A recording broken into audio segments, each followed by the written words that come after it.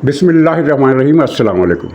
गंडापुर और field marshal Narendra Modi. Pakhtunkhwa में होने वाली करप्शन में से इमरान खान ने अपना हिस्सा कैसे तलब किया, सब कुछ कैमरे की आंख में रिकॉर्ड हो गया। और झूठ पकड़ने वाली मशीन को देखकर इमरान खान छुई मुई हो गया और किस तरह उसने पै दर पै पैंतरे बदले। तो इस डर की वजह से इमरान खान का चेहरा सबके सामने बेनकाब हो गया। और फैसल वावडा किसके इशारे पर या किन मकासद के लिए फ़ौज को बदनाम करने की मुहिम पर मसरूफ़ अमल है, ये हमारे मेन मौज़ूआत हैं। लेकिन इससे पहले खुशदार में जो स्कूल बस पर हमला हुआ उसका जिक्र करना ज़रूरी है। 2-3 दिन मैं प्रोग्राम नहीं कर सका, इसलिए इस हमले का जिक्र भी नहीं हो सका। बहुत दर्दनाक सानिया था जिसने APS पेशावर के साने की याद ताज़ा कर दी। इस बस हमले में 6 बच्चे अब तक शहीद हो चुके हैं, 2 अफराद, और इसके अलावा 36 बच्चे ज़ख्मी हैं। यह आर्मी पब्लिक स्कूल की बस थी और खुशदार से कुछ फासले पर इसे भारत के तरबियत याफ्ता बलोच लिबरेशन आर्मी के दहशतगर्दों ने निशाना बनाया। एक बच्चे की आंखें ज़ाया हो गई, कई की टांगें कट गई और अब भी कई बच्चों की हालत नाजुक है।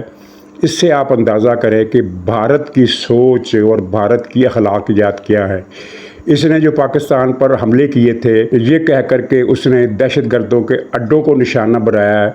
वहाँ भी उसने मस्जिदों में नमाजियों को और बच्चों को निशाना बनाया। उस हमले में भी बहुत सारे बच्चे शहीद हुए। तो भारत हो या भारत की प्रॉक्सीज़ हो, अखलाकियात इनकी सब की एक जैसी है। इनके अंदर का दरिंदा ऐसे मौक़ों पर जाग उठता है और फिर वो किसी किस्म की इंसानी रमक से भी महरूम हो जाता है। तो ये बहुत दर्दनाक सानिया है। और इतलात ये हैं कि अब एक नई स्ट्रेटजी बनी है और नई स्ट्रेटजी के तहत ड्रोन तैयारों से इनके ठिकाने तलाश किए जाएंगे और उनको निशाना बनाकर सबको उनके अड्डों के अंदर मौजूद तमाम अफराद को हिला कर दिया जाएगा, किसी को गिरफ्तार नहीं किया जाएगा। अल्लाह करे ये मिशन कामयाब हो, क्योंकि बलूचिस्तान में होने वाली दहशतगर्दी एक पाकिस्तान के जिस्म पर लगने वाला एक ऐसा ज़ख्म है जो मुसलसल रिस रहा है और पाकिस्तान को कमज़ोर कर रहा है। तो आइए अब गंडापुर के मामले की तरफ। 2-3 बातें हैं, यानी गंडापुर के जो गिर्द घूमती हैं और इसके साथ ही वो खुद पूरी PTI के गिर्द घूमती है। आर्मी चीफ जनरल हाफिज आसिम मुनीर को फील्ड मार्शल बना दिया गया। इस पर पूरी PTI तड़प उठी। दुख की लहर एक सिरे से लेकर दूसरे सिरे तक फैल गई। और बहरहाल इस एजाज़ की जो तकरीब थी उसमें वफाकी हुकूमत के लोग थे, सूबाई हुकूमतों के वज़राए आला थे, पंजाब की वज़ीर आला थी, सिंध के वज़ीर आला थे, बलूचिस्तान के वज़ीर आला थे और पख्तूनख्वा के वज़ीर आला गंडापुर दावत देने के बावजूद इस तकरीब में शरीक नहीं हुआ। तो इसका मतलब क्या लिया जाए? और इतलात ये हैं और कन्फर्म इतलात हैं कि एक दिन कबल गंडापुर ने जो इमरान खान से मुलाकात की थी, और उस मुलाकात की 2 कहानियाँ और भी हैं, वो भी इसी में आएंगी। तो उस मुलाकात में इमरान खान ने मना किया था कि तुमने इस तकरीब में नहीं जाना। ज़ाहिर है इतला गंडापुर को एक दिन पहले थी, सबको एक दिन पहले इतला थी, दावतनामा मिल चुका था। गंडापुर ने जिक्र किया और इमरान खान ने उसे रोक दिया कि ख़बरदार इस तकरीब में नहीं जाना। इसी दिन इमरान खान ने यह कहा था कि आसिम मुनीर साहब को फील्ड मार्शल बना दिया, इससे अच्छा था वो ख़ुद को बादशाह सलामत बना लेते, यानी उनको फील्ड मार्शल बनने पर एतराज़ था। और ये वही इमरान खान है जो खुद साख्ता फील्ड मार्शल अयूब खान के कसीदे गाता नहीं थकता। जब भी उसे मौका मिलता है अयूब खान को ये खराज तहसीन और खराज अकीदत पेश करता है। वो खुद साख्ता फील्ड मार्शल था और उसने कोई कारनामा अंजाम नहीं दिया था, खुद ही बतौर सदर मुमलिकत उसने खुद को फील्ड मार्शल बना दिया था। जबकि आसिम मुनीर को वफाकी हुकूमत ने फील्ड मार्शल बनाया है और इसलिए बनाया है कि उसने 4 रोज़ा जंग में भारत को शिकस्त देकर दिखाया कि उनकी फ़ौजी सलाहियत, फ़ौज को जंग लड़ाने की सलाहियत, असाबी, ज़हनी, दिमागी, जिस्मानी हर लिहाज से उन्होंने अपने आप को प्रूव किया कि वो जंग लड़ सकते हैं और जंग जीत भी सकते हैं। तो इस की वजह से जहां सारी कौम ने आसिम मुनीर की तारीफ़ की, वहां हुकूमत ने उन्हें फील्ड मार्शल बनाने का ऐलान किया, जिसका इमरान खान को दुख हुआ और उसने कहा कि ये तो जंगल का कानून है, یعنی ایوب خان جو خود کو فیلڈ مارشل بنا لے تو وہ ہے منگل کا قانون، اور یہاں حکومت ایک جینون کارنامے پر فیلڈ مارشل بنائے تو یہ جنگل کا قانون ہے۔ تو یہ ہے عمران خان کی منطق۔ اچھا، اس ملاقات میں گنڈا پور کی سرزنش بھی کی۔ عمران خان نے کہا کہ کوئی تحریک وغیرہ کیوں نہیں چل رہی، پارٹی منظم کیوں نہیں ہو رہی، اور عمران خان کو اس موقع پر یاد نہیں رہا کہ گنڈا پور سے اس نے تنظیمی اور پارٹی کے اختیارات چھین کر ایک نالائق جنید اکبر کو، نالائق تو خیر گنڈا پور بھی ہے لیکن کم سے کم یہ تقریر تو کر لیتا ہے نا۔ جنید اکبر گالیاں بھی دیتا ہے، اشتعال انگیز باتیں بھی کرتا ہے، لیکن اسے تقریر کرنا نہیں آتا، اس کے نزدیک کارکن پھٹکتے تک نہیں ہیں۔ تو کچھ ہی عرصہ پہلے اس نے جنید اکبر کو پارٹی کا صدر بنایا تھا اور گنڈا پور سے پارٹی صدارت چھین لی تھی۔ پارٹی صدارت چھیننے کے بعد اب عمران خان کو یاد آیا کہ میں نے تو ایک نالائق کو پارٹی کا صدر لگا دیا، اور اس نے یہ کہا ہے گنڈا پور سے کہ جنید اکبر تو نالائق ثابت ہوا۔ اگر وہ نالائق ثابت ہوا ہے تو اس کو لگانے والا کو کیا ثابت ہوا؟ تو گنڈا پور کو اس نے پھر جلوس وغیرہ نکالنے کی ہدایت کی ہے۔ اور تیسری بات، اس میں کے پی صوبے میں جو بے پناہ کرپشن ہو رہی ہے، پاکستان کی تاریخ کی سب سے بڑی کرپشن اس وقت پختونخوا صوبے میں ہو رہی ہے۔ 200 ارب کا ایک سکینڈل ہے، 50 ارب کا ایک سکینڈل ہے، اور ضمنی طور پر میں آپ کو یہ بتا دوں کہ 50 ارب کا جو سکینڈل ہے اس میں پی ٹی آئی کے 2 رہنماؤں کے بینک کھاتوں میں سرکاری خزانے سے رقم باقاعدہ چوری کر کے بھجوائی گئی۔ چوری کرنے سے مراد یہ ہے کہ ایک کرپشن تو وہ ہوتی ہے نا کہ ٹھیکے کم مالیت کے ہوتے ہیں لیکن ان کو زیادہ مالیت کا شو کر کے رقم ادھر سے ادھر کر لی جاتی ہے۔ یہاں سیدھے سیدھے کوئی کاغذ بنانے کے بغیر، کوئی اور کارروائی کرنے کے بغیر، کوئی ہیر پھیر کرنے کے بغیر سیدھا سیدھا رقم نکالی، چوری کی اور ان 2 گھرانوں کو بھیج دی۔ اور ان میں سے ایک وہ ہے جس کے بارے میں اخبار میں ہے کہ یہ پختونخوا کا آئینی عہدیدار ہے۔ اب آپ سوچئے کہ یہ آئینی عہدیدار کون ہو سکتا ہے؟ آئینی عہدیدار 2 ہی ہوتے ہیں یا 3 کر لیں، ایک گورنر، ایک اسپیکر اور ایک اٹارنی جنرل صوبے کا۔ تو گورنر تو خیر ہو نہیں سکتا اس لیے کہ گورنر پیپلز پارٹی کا ہے، اور یہ کرپشن جو کی ہے، جو خبر آئی ہے، جو نیب نے تحقیقات کی ہے، وہ یہ ہے کہ یہ رقم پی ٹی آئی کے 2 رہنماؤں کے بینک اکاؤنٹس میں منتقل کی گئی اور انہوں نے اس کی مدد سے اس رقم سے بڑی پرتعیش رہائش گاہیں اور جائیدادیں خریدی۔ اتنی بڑی کرپشن۔ اب آپ خود گیس کریں کہ یہ آئینی عہدیدار کون ہو سکتا ہے جو پی ٹی آئی کے لیڈر بھی ہے اور آئینی عہدیدار بھی ہے۔ جو کچھ کیمرے میں ریکارڈ ہوا اس کے مطابق عمران خان نے کرپشن کے کچھ کیسز کی تفصیل گنڈا پور کے سامنے رکھی کہ جہاں اتنی کرپشن ہوئی، جہاں اتنی کرپشن ہوئی، وہاں سے بھی فلاں محکمے سے بھی کرپشن کی رپورٹیں آ رہی ہیں، اور فلاں وزیر کے بارے میں بھی رپورٹیں آ رہی ہیں، فلاں وزیر کے بارے میں بھی رپورٹیں آ رہی ہیں۔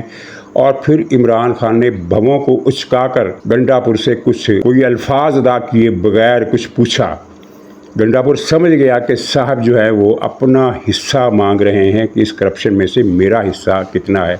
کیمرے میں جو کچھ ریکارڈ ہوا اس میں عمران خان نے کرپشن کے ذمہ دار کسی بھی فرد کے خلاف کسی بھی قسم کی کارروائی کا کوئی ذکر کیا، نہ اشارہ دیا، نہ ہدایت دی، صرف بھویں اچکا کر گنڈا پور سے پوچھا کہ پھر کیا ارادہ ہے۔ تو گنڈا پور مطلب سمجھ گیا اور اس نے کہا کہ اس مرتبہ ہم جو ایک جلوس نکالیں گے یا ریلی نکالیں گے یا اسلام آباد پر دعویٰ بولیں گے، جو بھی پروگرام طے ہوگا، ابھی طے نہیں ہوا پروگرام، جو پروگرام طے ہوگا ہم اس میں سے اس کرپشن کے ذریعے لوٹی گئی رقم میں سے ایک معقول حصہ اس پر صرف کریں گے۔ تو جس پر عمران خان مطمئن ہو گیا۔ اب آپ اندازہ کر لیجئے کہ اتنا بڑا کرپشن کا جو سیلاب آیا ہوا ہے پختونخوا صوبے میں، اس کے پیچھے کون ہے؟ اگر عمران خان نہیں ہے اس کے پیچھے تو پھر کون ہے؟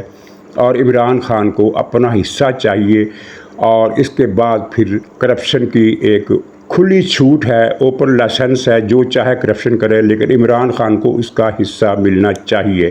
فی الحال یہ حصہ جو ہے یہ یعنی اس کھاتے پر الگ کیا جائے گا، جلوس کے کھاتے میں الگ کیا جائے گا، جلوس کے کھاتے میں ڈال دیا جائے گا کہ اتنے ارب روپے ہم جلوس پر لگا رہے ہیں، اور وہ پھر ظاہر خود ہی وہ جو اماں جان ہیں منی لانڈرنگ کی، جن کی دبئی میں اور امریکہ میں جائیدادیں ہیں، بڑے بڑے پلازے ہیں، وہاں پہنچ جائے گا اور کچھ جلسے جلوسوں پر خرچ ہو جائے گا، ان جلسے جلوسوں پر جو اب کبھی نہیں ہونے والے۔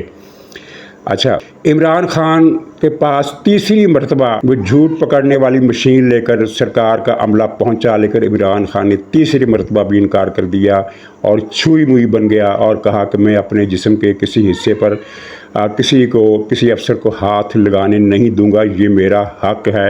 اس سے پہلے عمران خان نے کہا تھا، جب پچھلی مرتبہ ٹیم آئی تھی تو اس نے انکار کر دیا۔ پہلے جب ٹیم آئی تھی پہلی مرتبہ تو عمران خان نے جیل کے کمرے سے باہر آنے سے انکار کر دیا تھا اور ملاقاتی کمرے میں انتظار کرنے کے بعد وہ ٹیم وہاں سے واپس چلی گئی۔ دوسری مرتبہ جب ٹیم گئی تو عمران خان نے کہا کہ میں اپنے وکیلوں کی موجودگی میں ہی یہ ٹیسٹ کراؤں گا، وکیل موجود نہیں ہے اس لیے میں یہ ٹیسٹ نہیں کراؤں گا۔ چنانچہ حکومت نے یہ شرط بھی پوری کر دی اور توشہ خانہ کیس کی سماعت کے موقع پر جب سارے وکیل موجود تھے تو پھر یہ ٹیم دوبارہ پہنچی۔ تو اس مرتبہ عمران خان نے پینترا بدلا اور کہا کہ میں اپنے جسم کے حصوں کی تلاشی نہیں دے سکتا، یہ میرا آئینی حق ہے۔ اگر یہ آئینی حق ہے تو پھر یہ جھوٹ پکڑنے والی مشین، پولیگرافک ٹیسٹ جسے کہتے ہیں، اس کو تو ختم ہو جانا چاہیے دنیا میں۔ پھر یہ دنیا میں ہر چور کو یہ حق حاصل ہوگا کہ وہ پولیگرافک ٹیسٹ کرانے سے انکار کر دے، جبکہ پوری دنیا میں یہ ٹیسٹ ہوتے ہیں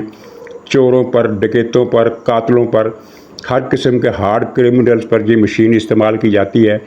تو عمران خان نے یہ جو دلیل دی ہے کہ یہ میرا ذاتی مسئلہ ہے، میرا ذاتی جسم ہے، میرے ذاتی جسم پر سرکار کیسے ہاتھ لگا سکتی ہے، تو یہ جناب منطق جو ہے کسی کے سمجھ میں آنے والی نہیں ہے، سوائے اس کے کہ عمران خان کو پتہ ہے کہ پولیگرافک مشین جو ہے اس کا ہر جھوٹ پکڑ لے گی، اس کو ننگا کر دے گی، اس کی جتنی چوریاں ہیں وہ ساری ریکارڈ پر آ جائیں گی، کیونکہ جو سوالات تیار کیے گئے ہیں ان میں عمران خان کی تمام چوریاں بھی شامل ہیں۔ بنیادی طور پر یہ مشین جو ہے یہ 9 مئی کے حوالے سے استعمال کی جانی تھی کہ 9 مئی سے پہلے جو عمران خان نے ہدایت کی تھی کہ اگر مجھے گرفتار کیا جائے تو آپ نے فوج کی تنصیبات اور چھاؤنیوں پر حملے کرنے ہیں، تو آواز وہ ریکارڈ شدہ حکومت کے پاس موجود ہے اور پولیگرافک ٹیسٹ کے ذریعے اس آواز کی تصدیق کرنے کی رسمی کارروائی حکومت کرنا چاہتی تھی، لیکن پھر بات آگے بڑھ گئی